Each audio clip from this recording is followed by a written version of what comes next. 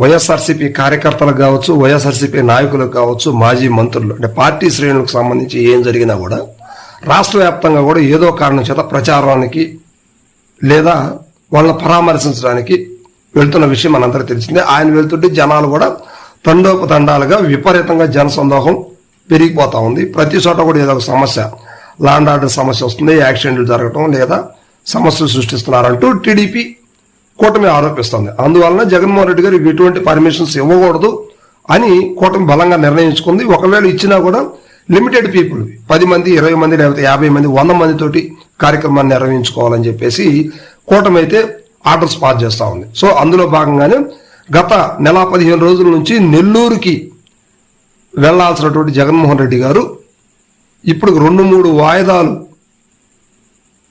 పడ్డాయి. అయినా నెల్లూరు ప్రోగ్రాం ఇంతవరకు ఖరారు కాలేదు. అయితే ఇటీవల అధికారంగా ప్రకటించింది ఏంటంటే ఖచ్చితంగా ఈ నెల 31వ తారీఖు అంటే రేపటి రోజున నెల్లూరుకి జగన్మోహన్ రెడ్డి గారు వెళ్లాల్సిన అవసరం ఉంది.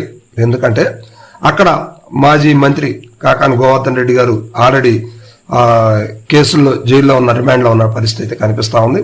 అదేవిధంగా ఆయన పరామర్శించాలి. తర్వాత ఇటీవల అల్లరిమోకలు గొడవ చేసి నల్లపరెడ్డి ప్రసన్న కుమార్ రెడ్డి గారి ఇంటిని కూడా ధ్వంసం చేసిన పరిస్థితి మనందరికీ తెలుసు. ఆ విషయం కూడా రాష్ట్ర వ్యాప్తంగా కూడా సంచలనాత్మకంగా మిగిలినటువంటి విషయం. ఇల్లంతా కూడా దారుణంగా పగలగొట్టి ధ్వంసానికి గురైనటువంటి పరిస్థితి. ఆయనను కూడా పరామర్శించడానికి జగన్మోహన్ రెడ్డి గారు నెల్లూరు పర్యటన రేపు 31వ తారీఖున ప్లాన్ చేస్తున్నారు అన్నమాట. సో దీనికి లిమిటెడ్ పీపులే ఉండాలంటూ కూటమి ఆర్డర్స్ పాస్ చేశారు.